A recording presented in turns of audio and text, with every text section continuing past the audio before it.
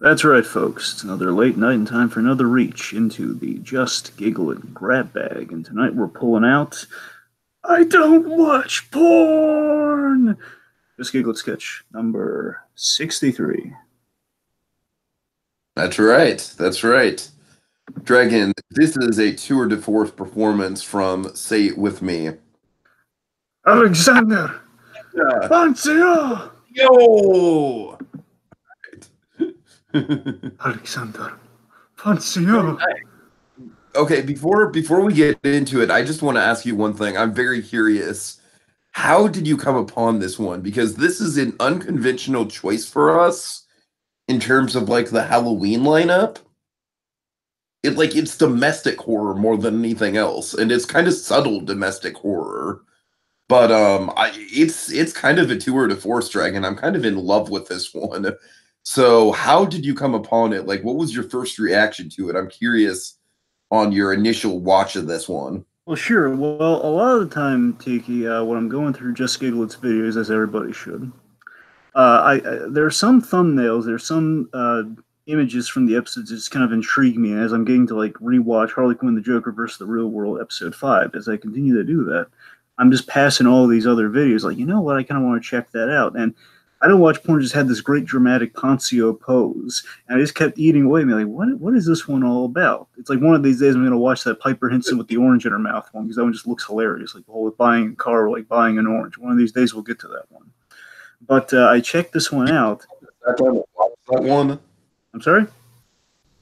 I said you still haven't sat down and watched that one. No, because I kind of try to wait out a few of these because you can get a little bit of surprise when we watch them. So that's kind of why. I hear you. I hear you. Again, some I have. Like, obviously, the Making a Murder ones I had watched already, and of course, so there's like a little bit of fresh discovery on some of the Just Giggle It videos. Kind of keep it alive, just keep it a little fresh, I guess. Anyway, so I watched this one, and again, Poncio's performance. Knowing how great Poncio's performance was in this one, I knew we were crafting kind of the dark and creepy theme. I knew if we were going to build up to kind of like the most Halloween related and building to most Halloween related, we would go from kind of the least Halloween related to the more kind of like dark, and then the creepy, and then then we get to the literal Halloween related with Making a Murder, which took place on October 31st, and of course to the kind of the crowning Poncio performance out of all the videos for this month, which of course is I Don't Watch Porn.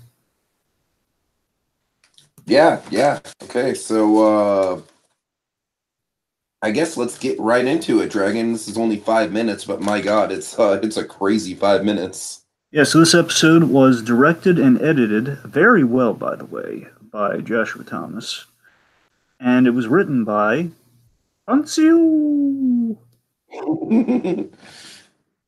Yes, he wrote this one. Written by Poncio really feels special. You know, they really feel like he just got to take free reign and just like go nuts with it. It's very interesting. I think Poncio, he just really likes to, if he's going to basically really envelop himself in like kind of a premier character in one of these, I think he just likes to kind of get a feel for the dialogue, if not crafting all of it from the start, at least being able to, feeling free to improvise in it, basically giving himself room to improvise. Maybe again, I don't know how much of this is improvised versus. I mean, I presume physically it's all improvised for him. I presume. But then again, Poncio, I never underestimate the power of Poncio. The guy, he might have all this like crafted out as he's typing the words on the paper there, typing the words on the screen. Like, I don't know how precision of performances is, but he made like all the right moves in this case. I think Poncio, he's a tour de force in this, not only as an actor, but again, the way this all comes together is great. I question a choice or two, but I love this thing's gonna. We'll get into it. So, all that said, I guess. Of course, people watch Harley Quinn, the Joker versus the Real World. Excellent representation of the Joker and Harley Quinn character. It brings him from Gotham to L.A. Episode 5 is by far my favorite episode so far. There are a lot more episodes promised. The only way we're going to see them see the light of day, though. We know they're being made, and we know that they're planned out. We've seen the script pages. You can see the script pages, too, on the Just Giggle community page. You go there, and trust me, you're going to be wowed by some of the stuff they have down the pipeline. But the only way we're going to see it realized is very simple. Get the views, very specific. Just watch it. On episode 5, you get those views up to 1 million, and we get more episodes. Simple as that. Yeah, yeah. Nice, clean and to the point, Dragon. Okay, that said, let's dive right into this episode. I don't watch porn. It's a very strange title to recommend to people, but you know, it's You it know says what? I gotta think in the wake of the situation that happened with the title on episode 5. This might not be one that's getting the most ad revenue these days.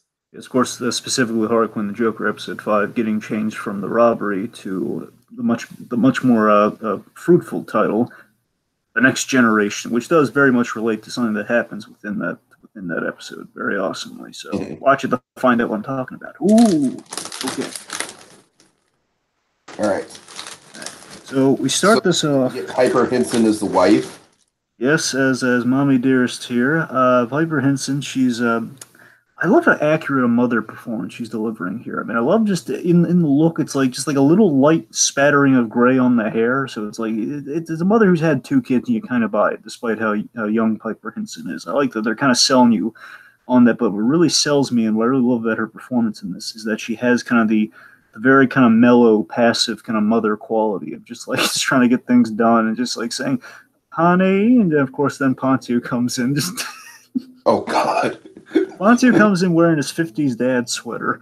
What is it? Oh, and again, I love like they're like Tiki. It's these little touches that go along with. I think there's a little bit of gray in his hair, and again, there's like just that little gray in her hair around kind of the, I guess, kind of the, the top of the hair. I guess it's Mhm. those little touches that go a long way. And again, he's operating kind of more over the top version of his character, more happy go lucky, 50s looking dad. Again, I think the Tiki, now that could be crazy here. I know you've seen this. So you can tell me if I'm crazy here. Does he remind you of like a combination of like Phil Hartman and Matt Foley from the Chris Farley, Matt Foley sketches at all? You know what? I'm not very familiar with those sketches, but I do see a Phil Hartman quality to him. I just mean the way he moves. And this is one of the best things about Poncio in this. I mean, he moves like Chris Farley famously was like one of the most light on his feet comedians you'll ever see. Like big again, it's like almost like a Jackie Gleason performance or like a Chris Farley performance. It's the way he kind of operates in this thing. Because basically what happens is, um, the moment Piper Henson says, "Looks, someone's been looking at pornography on this computer, and a lot of it, and from the looks of it, a lot of it." And then here's what I'm talking about. Here's Poncio. He springs into Gleason-esque comedic action as he runs from the top of the stairs down by her side. It's so just kind of so Gleason or Farley-esque the way he just kind of energizes and he just moves from point A to point B, and he's just like has a mastery over the physical comedy in this. And it's kind of like he has like the whole like, "Honey, what is it?" which kind of reminds me of Phil Hartman from those sketches, the father character. But again, just the ways with the glasses, especially the glasses, just the ways moving himself, a lot like Matt Foley. It's kind of funny. Mhm. I love the set, by the way. What do you think of the set? Yeah, I'd probably have to rewatch it. I didn't really have a strong opinion either way, honestly. It's got a cool set. I mean, you gotta remember they always have to kind of go for I presume what's available. But I mean, this set. I mean, I don't recall seeing this set that often. The Just Giggle It videos, but it's like this. It has like the wood paneling. It's got like it's such a weird set, but it's kind of cool though. It's like this wood paneling, got these leopard print pillows, and you got this. I love the giant white banister. That's my favorite part of it. So it's slow how we're using that to get from Pontius from point A to point B as he runs down, and as he runs down, I feel like there might be like kind of an uncanny quality to the set where it's like things aren't quite right intentionally. And again, I think it's happy. I think it might be like a happy accent, but it's a happy accent that it kind of delivers. And that there's something uneasy, and you're right. That uncanny quality does translate in that set, and it's cool. So, Mhm. so basically, well, here's what I love. These little choices that Poncio is making, like these little, they're either precision choices or just Poncio having the best instincts comedically here. Is that he rushes down the stairs and he kind of takes this offense, he's on the offense in terms of his posing. It's like you've seen this 100 times. There's always that one guy in the room who doesn't want to necessarily, he wants to be a part of the team, but he's just kind of like leaning in, like, yeah, let me see, without sitting down, actually looking at the screen, just kind of like leaning down without moving. It's like, yeah, I'm involved too. Like, yeah, you're right. What is that pornography doing there? Ah, of course, like the what as he's going down there. And it's that over-eager looking without really without actually reading what's there. Because again, we know he knows exactly what's there, but he's lying all throughout this thing. So she's very calm, cool, and collected. Here, look, it's not a big deal. I just want to know in case, presumably in case like someone's hacked into him or something, or if like basically so the kids don't see it. Who knows? So she's like accepting of it already. Like if it's him, she just wants to know. So then the premise. Pornography is filled with nasty weirdos who shall burn in hell. So he's just taking this honorable moral high ground here. He's just, it wasn't me. Oh, even look at that gross stuff. Oh God, it's just so funny here. And it really isn't that big a deal. It is a big deal. I'm with you. I want to get to the bottom of this with you. That's my favorite part of what Ponzi does in this entire thing. That is my favorite line from this thing. It's the way he delivers. See, again, what he's doing here is breaking down things. I love how he's it's the age old thing. Like it's kind of, I think the more childish example would be like whoever smelt it dealt it versus the whole like whoever protests someone protests too much, that sort of thing. With this guy, he's trying to throw off suspicion by being uber into it. He's overcompensating to throw off suspicion. So he's given this. So he's going very big with his choices here. The whole "I am with you," just like I'm in support of you. I love "I am with you." He's just spelling it so bad. I want to get to the bottom of this with you. She's telling him to calm down, and again, she's like the perfect rational counterpart to all of this here. It's a perfect. Again, it's like a perfect. Again, she's like kind of it's perfect mom acting is what Piper Henson's doing here. Just very solid stuff. So then it's like someone in this house is a sexual maniac, is a sex maniac, bringing the devil in my house. I gotta wonder if he looked at Matt Foley for some of these choices because it sounds a lot like Chris Farley. But again, it doesn't feel like a ripoff of it. It just feels like inspired by it. And then he delivers my favorite line of the episode, if you don't mind. No, go on. Don't look so much brought onto our computer. You might want to say that one again, just for prosperity's sake. Don't look, Nana. Some sick fuck brought shame out on our computer. Yep. Sorry, Dragon. I'm trying to read my own handwriting here. So I love this. It's so weird to me. I wonder if this is like we have this strange. It's a strange looking approximation of Poncio in this photo of Nana. So it obviously looks like it could be like a relative of this Poncio dad here, but it's just it looks kind of like a real photo, but I wonder if they worked like some cat lover magic and maybe it's him in makeup. I don't know. I don't think so, but it's such kind of a weird. It's a really well chosen photo. It's like again uncanny, Dragon. Yes, it's getting more uncomfortable in the scenery as well as the performance. So then the domestic horror slowly gets kicked off here, slowly. So he says, "I bet it was one of Randy's screw-uppers. Randy, get out here!" Oh God! So importantly, he's keeping the bit run. This is the amazing thing about the pacing of this thing. We just keep the bit running. Where again, it's a very like a one-off gag. We just keep it going.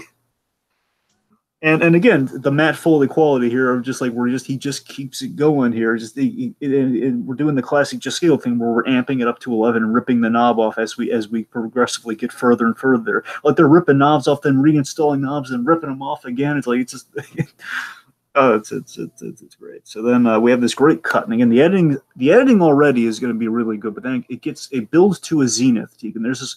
I think one of the best edited moments I've seen from Joshua Thomas was in this sketch. One of it. It's maybe not the best one, but it's in the top 5 of his edits in his history of working on Just Giggle, or at least doing the Just Giggle sketches, Harley Quinn and the Joker. It's like one of those masterworks of an editing feat. Not yet, but we're going to get there.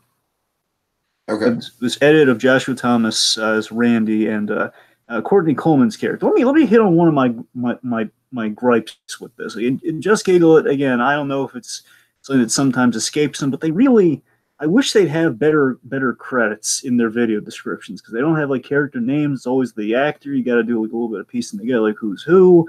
I'm not saying you can't follow it, but I'm saying we know that Joshua Thomas's character's named Randy. The daughter, I don't know what her name is. I don't know what Poncio or Piper Henson's character name is in this. It's kind of bugs me a little bit when you kind of get to the nitty gritty of it, you know.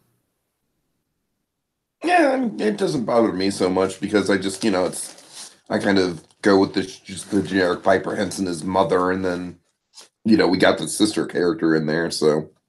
That's what I'm saying. I'm just saying it's like something it's recurred, and I just want to kind of point out like I have one mini rant we're going to get to at the credits later on. One mini rant, we'll get there.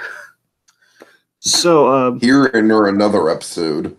No, it's with this episode, but it's a continuing problem. That just this episode was the last straw for me. I was like, I've had enough of it. I'm done with it. We're gonna get there. So, okay, folks, I just want to say, usually, like, I'm on the side of Dragon's anger, so this is rare form for Dragon. So we'll see. This is rare criticism on the grab bag tonight. Also, we'll shout out Ralph Gonzalez in the comments here. Hey, Ralph Gonzalez. Ralph, yeah. Okay, back to the episode. Okay, that Ralph broke the internet, not Wreck-It Ralph. Because he's awesome. All right, so, let's see. We cut to the kids sitting down, which is a neat cut in itself. Then we have this basically a series of the kids. Basically, kind of confounding the father with logic here of like why it wasn't them. It's like it's very straightforward logic. So like it was you, wasn't it? Who was it? And it says, Dad, I don't even let my friends come over. Since you installed that internet nanny, no one can get past. No one knows. You're the only one who knows the password, Dad. I don't know what to tell you. Not even Mom knows it. So then, of course, thinking he's fully committed here. And, I love that we, the audience, have a very good idea. What did I tell you about lying? Here's where the domestic horror really starts, I'd imagine. This is where it kind of starts here, where it's like, because again, like they're telling him the truth here, and then he's just not buying it, which is kind of like, I think it's like deep down, like perennially, well, not perennial, but like in every, I think it's like the seed in kids' heads of like, if your worst enemy, if you tell the parent the truth and he's just still angry with you, or if he's just he's losing it on you. It's like, well, not. It's like it turns into a Stephen King parent essentially. So what? Oh God, that's bad parent, Reagan. I know, right? What did I tell you kids about lying? One of you must have snuck in my room and stole my password. Didn't you? And here's the guy. We're just shaking the kids, which again, it's getting progressively more and more scary. He's just shaking the kids, and we have this great profile shot and reaction of Poncio here. And we get to see Piper Henson getting concerned and everything, and basically as they're delivering more logic, you get to see Poncio from an angle, kind of concerned, like his head's just kind of like moving and turning. You get to see like his eyes kind of darting back and forth. It's like the telltale sign of a liar, and he knows he's caught, and he's digging himself deeper and deeper with this. So you didn't. Basically, the daughter says you didn't write it down. You said you didn't write it down in hopes that we'd forget and never. Because you never look at those sites. So, sorry, it just gets it's hilarious. So, then basically he puts blame onto he progresses to the Shake Joshua, the Shake Randy. He says, "You hacked. One of you must have hacked using your technological knowledge." It's technological knowledge. I don't even know how to type. As he shakes the boy here, we just again this big angry man is just now shaking his wife as he then gets the Piper and now shaking her. I love this. He's defeated by logic from Randy there. Just, I don't even know how to type, and then like a moment of pause goes by, and then he just goes to the wife. It's the rule of thirds. Like kind of like panting angrily. He kind of just catches his breath. Didn't you? Just shaking her because it's the rule of three. He has to shake the wife, otherwise it's just the kids. So the family begins to cower. They're starting to cower in fear, and they're swearing it's not them. And it says, "Fine. I didn't know. I didn't know it was. I didn't know it was in the wolf's. The wolf is crap. The wolf's den with a bunch of liars. So then he calls. You can lie to your father, but you can't lie to a priest. Yes, he calls Father Donnelly. Calls in Father Donnelly, played by the wonder. Now here's my rant. Okay, so we have Father Donnelly, played by the wonderful Jesse McBride. Now here's my little rant with the credits. It's a very inconsequential rant, so this is nothing reflecting any bad thing from Just Gill, but it's something that they keep doing. It keeps it's a little pet peeve. I just kind of hit the roof with it here. Okay. I thought it was crazy because when we've taken notes on episodes of Jesse McBride before, his last name is changed a few times, and he's credited as yet another false name. But again, if you click on the link, it takes you to Jesse McBride's it plugs him, and so I basically had it confirmed here. Like, no, for a moment, as silly as it sounds, I thought maybe there's the guy I've mistaken as Jesse McBride because he looks so similar to him in the past because he had a different last name. And again, it's like some of these videos he's credited as Jesse McBride, and I presume the real name's Jesse McBride because that's where the link takes you. So it's just, I don't know, it's ridiculous. What's up with that, man? Seriously. Well, I think you take a lot more seriously than I do, Dragon. But I was saying, no, that's the thing. It's not just for this video. It's like it's been done for a number of videos where it's like McBride or not McBride. It's like, I don't know what the deal is. Anyway. Okay, mini rant aside, he is really great in this, though. So again, as Ralph Gonzalez has pointed out, he wants to talk about how the priest came out of nowhere. So I think we should acknowledge that at this juncture here. So yeah, the priest. I just love that he had the priest on standby. I presume he does come out of nowhere, absolutely. And it's just like Father Donnelly. It's like I didn't want it to come to this. This literally had the contingency if he's caught in a lie. Okay, I have a headcanon for this, Dragon. I have a headcanon for this. Okay, what do you got? Up. My headcanon is that Father Donnelly and Poncio were like childhood bros. Mm-hmm. And he's just like, he does literally have Father Donnelly on standby. Well, it's like, Father Donnelly just hangs around the house, waiting for a moment to spark moral shame upon everyone. Yeah, and it's kind of based on that old sitcom rule of many times the families will be in with like Everybody Loves Raymond. Like there's a family priest, there's a family religious figure they can kind of consult as a representative of the church or something. And that's kind of what they did here, but they kind of did a twist on it where there's something not again. It's kind of that uncanny effect you keep saying to you. It's like an uncanny effect of and the father was just kind of waiting on the side there, and of course the whole we have the father has this really clever joke here where he says. We're basically the kids, everyone, the family saying up and down, no, it wasn't us. And then the Father Donnelly here, Jesse McBride, he has this perfect delivery on this line. This is a great line, possibly the best line in the whole thing. He says, "Kids, you can lie to your dad, but you can't lie to your father." And he kisses the cross. That's a perfect. That's great. That's McBride magic right there, man. That's McBride at his finest there. Just with that smile on his face, kids, and just very calm, cool, the way you should be approaching the situation. Kids, you can lie to your dad, but you can't lie to your father. It's great. Oh boy. So then the kids. So let's see.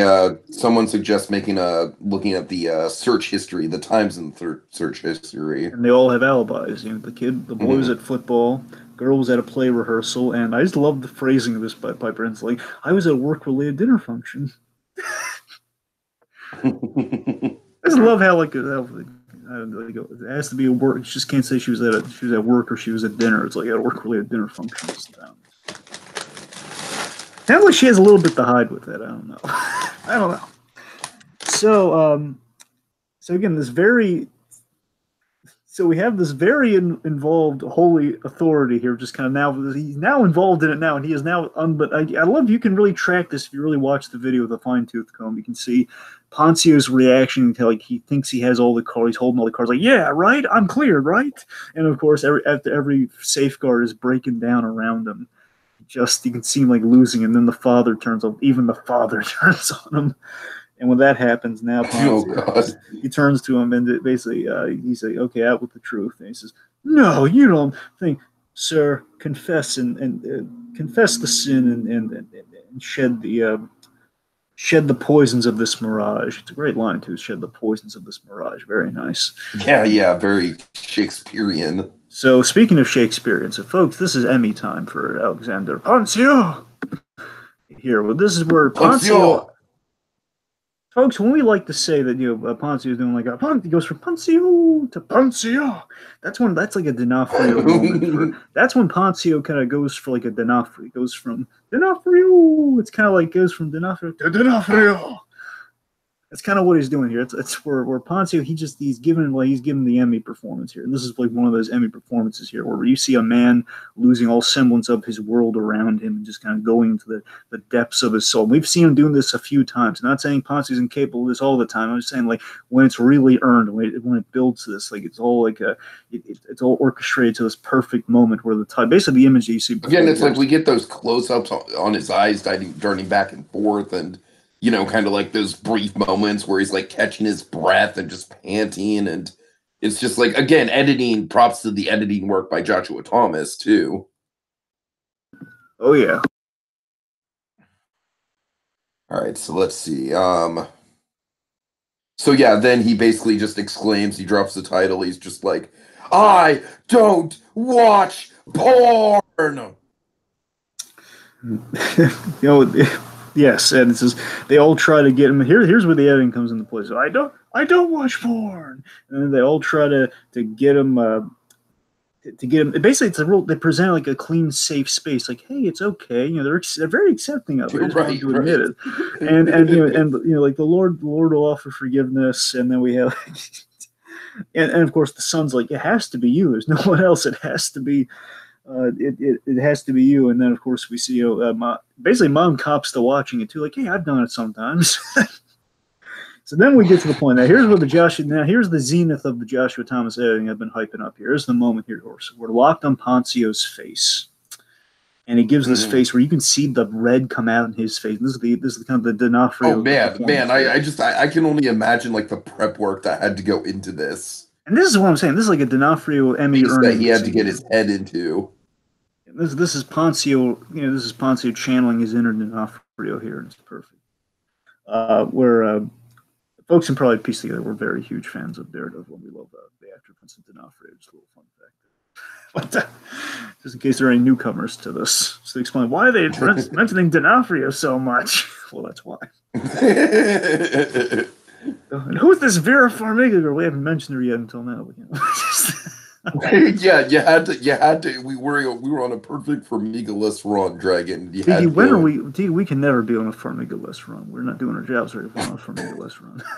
Anyway, so right. The point is, so Poncio here. Vera Farmiga plays Norma Bates in Bates Motel, and we love the crap out of her. Anyway. So, okay, so we have points we're locked on Poncio's face, and you see him just like beneath his face is like he's gritting his teeth down. He's like he's trying to shut out the world, and it's not working. You see everything's intensifying around him as like the phrases are being repeated over and over again in the editing, and we're locked on his face. And we cut to every member of the family, comforting him, and saying, "Hey, it's all right. Just admit it. Just admit it. Just admit it." And we kind of spin around them a little bit. And again, basically, the editing intensifies and it speeds up. And basically, we're linked into Dad's mindset here, and the red of his face, and and like the last thing we hear is like, "Just admit it." And then, of course, after the whole, then it gets the whole, "That's it." Or he pulls a gun out of nowhere, and this is what I was thinking. That's a big shocking moment for me, Dragon. That's like almost a jump scare in a way. And again, that editing is what sold that so well, because the editing was like all over the place, so fast and throwing so much at you. It gets that uncanny, but yet somehow very realistic, unsettling effect where you're into the mindset of a man who's truly lost his mind. One could say a man who's reached one bad day. Again, folks, that's Joker, Harley Quinn and Joker versus the real world. Anyway, but all seriousness, it's the whole he just pulls a gun out of nowhere. And here's the detail I love that kind of speaks to the realism is that we go to shaky cam. And like the shaky cam, like it's a chaotic situation. Like you don't know what's going to happen. You're not in the safety of like you're watching something that's fabricated. It's like no, but it's in the real world now. You're shaking as the father would be in this situation. And they're all panicking. The father's praying, and then the mom's shielding the children. It's very scary. And again, the domestic horror realized. It's very much like the climax to a thriller almost. Mhm. And of course, this I know, and this is the D'Onofrio performance of it all here. This is where we get the title shot. So it says, "I know one of you punks was watching porn because it wasn't me. You." They get the shaky cam and the gunman's POV looking at him, and the father's praying in fears. Who was it? And of course, this is where we get the image before this. Here says, I don't watch porn. Essentially, that moment there, that's kind of if we ever need one moment to summarize Alexander Poncio of a performance, that's the moment right there. Like, that's his Pagliacci pose right there. That's the Pagliacci pose. Yeah, for sure. That's what he's doing there. So again, as he strikes this pose, Tiki, what happens? Shockingly, he gets shot. Yes. Then we hear Hide and Seek, a song I believe called Hide and Seek play. Like, ooh, what you say, or something like that. And it's we reveal that Ponce dad here has gotten shot. And he has blood on his hand. Now, I gotta just, again, this isn't a gripe, just kind of a question, like an observation, a question. I wonder why we don't see, like, the blood on the shirt. We just see it on his hand. Like, we don't see like the gunshot, like him looking down, then revealing like big gunshot. Like, we don't do that. I wonder if that was it had to be like a practical thing, right? Again, I feel like there's just like a mix of intentional and happy accidents that went to form the uncanny quality to this episode. So part of me wondered if like just Poncio or whoever gave Poncio the sweater didn't want to ruin, so it's like, hey, don't get anything on the sweater. I don't know. Yeah, but by the same token, I feel like the blood just appearing on the hand, like it feels like symbolism, Dragon. Yeah, blood on his hand. He cast the first stone. It's all on him. Yeah. Yeah. Well, very Harley Quinn and Joker episode 2 reference there. Anyway, so yeah, so again, he falls back as now again, the music playing here to me, and this is the only thing I have really legitimately. Again, it doesn't by no means is it a mark against the episode. It's just the lingering. It feels kind of out of place in a way. Here's the thing. Here's the weird thing to you. I think it's a dicey choice because it's a cheap laugh. It's a cheap, like, it's the only choice in Just Giggle. Usually, like 9 times out of 10, Just Giggle will do something that subverts this thing where they go for like the obvious. Okay, it's a comedy sketch video choice. It's like that thing we always praise that Harley Quinn the Joker versus Riddle didn't do in that first video, where you click it. Okay, here's like a little parody video of like, what if Harley Quinn the Joker got an apartment, and that's the obvious way to go, and they didn't do that. And here, it just feels this music choice is like, we need some shocking, generic music. And it just kind of feels, initially, that's what it feels like. It feels like they're going for a cheap laugh. But okay, we ramp things up as insane as it goes. Then we got to go with like, well, okay, yeah, it's a joke, folks. You can laugh. I feel like they panicked on like getting a laugh in the last moment there. But the thing to me, though, it kind of grows on you after we reveal the other character. That's when it starts to justify itself. So I guess in a way, it kind of adjusts itself, but that initial shock of like we go from this great dramatic moment to like, comedy video. But it's like a part of me wonders if silence might have been a more solid choice, or classical music, or something, like some Pavarotti. I don't know. But anyway, so he falls back, and then we pan over and we reveal Detective Collins. Yes, played by Ross Copeland now. And this is a fun fact, Tiki. We didn't mention this when we did Cat Lover for this very reason. So we could do this.